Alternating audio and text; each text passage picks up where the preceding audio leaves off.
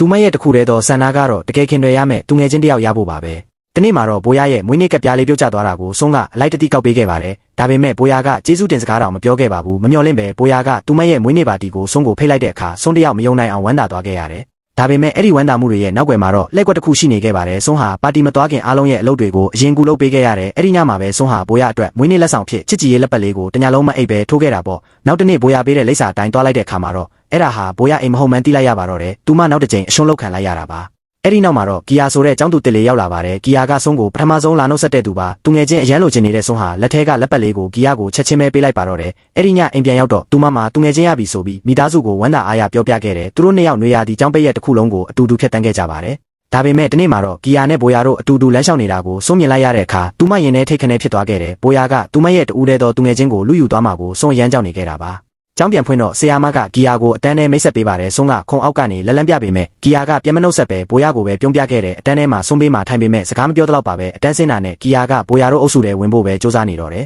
ကီယာမွေးနေ့ရောက်တဲ့အခါဆုံးကသူမရဲ့မုံဘိုးတွေကုံစုပြီးလက်ဆောင်ဝယ်ပေးခဲ့ပေမဲ့ကီယာကလက်ဆောင်ကိုယူပြီးတာနဲ့ဒီနေ့ပါတီမရှိဘူးပြန်တော့လို့အေးဆက်ဆက်ပြောထုတ်လိုက်ပါတယ်ဒါပေမဲ့ခဏအကြာမှာပဲဘိုယာတို့အုပ်စုကီယာအိမ်ထဲကနေထွက်လာတာကိုမြင်လိုက်ရတဲ့အခါဆုံးဟာပါတီကိုဖိတ်မခံရမှန်းသိလိုက်ရပြီးအရန်ကိုစိတ်ထိခိုက်သွားရပါတယ်ကီယာဟာဘိုယာတို့အုပ်စုရဲ့အတိမတ်ပြုမှုကိုရဖို့အတွက်ဆုံးကသူမရဲ့ရောင်စုံခဲတံတွေကိုခိုးပါတယ်လို့အကွက်စင်ဆွဆွဲလိုက်ပြန်တယ်တကယ်တော့ကီယာကိုယ်တိုင်ခပေးထားတာပါဆုံးကဘာမှပြန်မငင်းပဲခဲတံတွေကိုတိတ်တဆိတ်ပြန်ပေးခဲ့တယ်ကီယာဟာသူမညာနေတာကိုတိလို့စိတ်ထဲမကောင်းဖြစ်နေပေမဲ့ဆုံးကတော့အသားမနာတဲ့အပြင်သူမအမေလုပ်ပေးလိုက်တဲ့ဆူရှီတွေကိုတောင်ယူလာပြီးကျွေးပါသေးတယ်ဘယ်သူမှမရှိတဲ့အချိန်မှာကီယာကအဲ့ဒီဆူရှီကိုစားနေတော့ဘိုယာကမြင်သွားပါတယ်အဲ့ဒီအခါမှာကီယာဟာသူမဟာဆုံးဘတ်တော်သားမဟုတ်ကြောင်းတက်သေးပြဖို့ဆုံးလက်ထဲကဆူရှီပန်းကန်ကိုရိုက်ချလိုက်ပါတော့တယ်အဲ့ဒီအချိန်မှာတော့ဆုံးဟာသူတို့ရဲ့သူငယ်ချင်းတန်ရောစင်ကုံဆုံးသွားပြီဆိုတာသိလိုက်ပြီးလက်ပတ်ကိုဖျက်ပစ်လိုက်ပါတယ်စာမေးပွဲရလက်တွေထွက်လာတဲ့အခါအခြေအနေတွေက180ဒီဂရီပြောင်းလဲသွားပါတယ်ကီယာကအတန်းထဲမှာပထမရသွားတဲ့အတွက်ဘိုယာဟာအပြင်ပန်းပြုံးပြနေပေမဲ့ရင်ထဲမှာတော့မနာလိုမှုတွေတောက်လောင်နေပါတယ်အရင်ကပထမအမြဲရခဲ့တဲ့ဆုံးကတော့ဘာတွေဖြစ်လာတော့မယ်ဆိုတာကြိုသိနေခဲ့တယ်သူမအခုလိုအပေခံဖြစ်နေရတာဟာလည်းအရင်ကပထမရခဲ့လို့ဘိုယာရဲ့ညောင်ညင်မှုကိုခံခဲ့ရတာကြောင့်ပါ